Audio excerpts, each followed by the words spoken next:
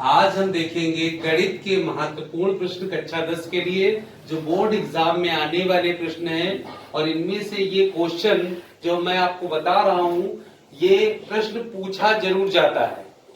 एक क्वेश्चन आपका ये जरूर आएगा, जैसा कि आप देख रहे हैं बोर्ड पे। हमारा क्वेश्चन है समीकरण 5x square minus 3x plus 2 बराबर 0 के मूलों का गुणनफल तथा योगफल बताओ। तो जो क्वेश्चन है हमारा आप देख रहे हैं सभी, 5x square minus 3x plus 2 बराबर 0। तो इससे हम पहले ABC निकालेंगे। तो A बराबर कितना है आपका 5, B बराबर कितना है माइनस का 3 और C बराबर कितना है आपका 2। अब आपको निकालना है मूलों का योगफल पूछ रहा है।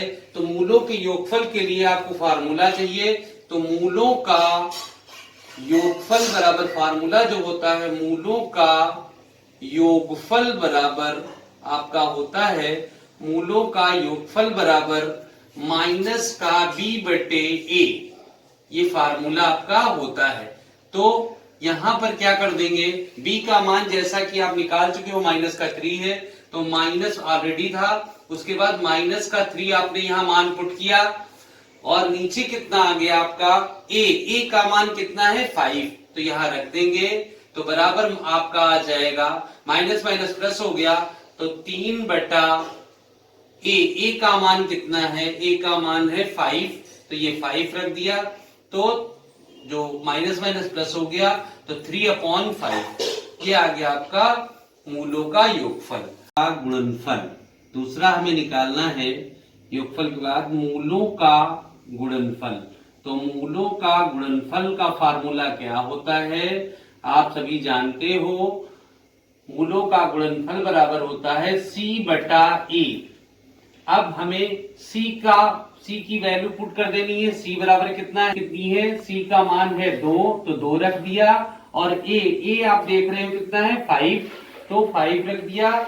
ये आपका आंसर हो गया। मूलों का गुणनफल बराबर होता है C बटा A, और C का मान और A का मान रखा हमने, तो ये 2/5 आता है। इस प्रकार यह हमारा प्रश्न जो महत्वपूर्ण प्रश्न है बोर्ड परीक्षा के लिए, ये आपका सॉल्व हो जाता है।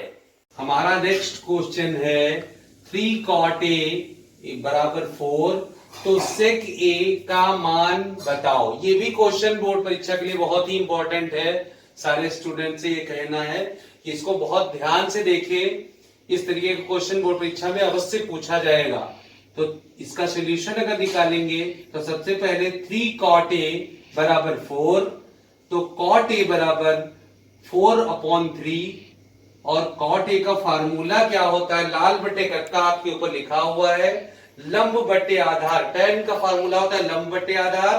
तो cot का फार्मूला क्या हो जाएगा, आधार बटे लंब। यानी आधार आपको दिया है कितना, आधार आप ये देखो ट्रायंगल हमने बना रखा है, इसमें देखिए आधार आपका AB है जो 4 सेंटीमीटर है, और लंब जो है वो 3 सेंटीमीटर है, आपको दिख रहा होगा।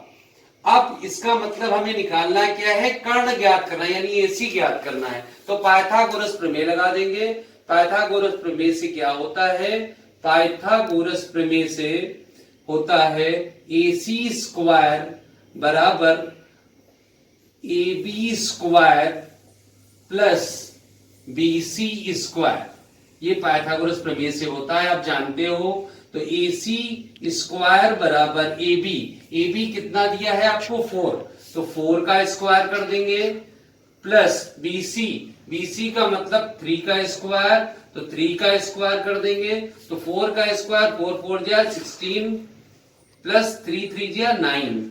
तो AC इक्वल टू आपका आ जाएगा, AC equal to √16 plus 9, AC बराबर √25। और 25 का स्क्वायर रूट आप जानते हो कितना होता है 5। यानी हमारा AC बराबर कितना आ गया 5 सेंटीमीटर। ये आपका निकल आया, कर्ण निकल आया। तो अब कर्ण निकालने के लिए अब हमको ज्ञात क्या करना है, sec A। तो sec A के लिए बराबर 5 सेंटीमीटर हमने निकाल लिया है। अब आपको मान किसका निकालना, sec A का। तो sec A बराबर होता है आपका सेक ए लाल बटे का से निकालेंगे तो कास का होता आधार बटे कर्ण, तो आधार बटे कर्ण का उल्टा क्या हो जाएगा, कर्ण बटे आधार, यानी सेक ए का फार्मूला हो जाएगा कर्ण बटे आधार। कर्ण कितना है आपका, कर्ण निकला है आपका एसी कर्ण है, तो कर्ण निकला है आपका 5 और आधार कितना है आपका, आधार है 4। तो इस प्रकार सेक ए का मान जो करेक्टली आएगा वो आपका आएगा 5/4। जो बोर्ड परीक्षा की दृष्टि से बहुत ही इंपॉर्टेंट प्रश्न मैं लेकर आया हूं, इसे ध्यान से आप देखिएगा और लाइक, कमेंट्स और सब्सक्राइब भी कर दीजिएगा प्लीज।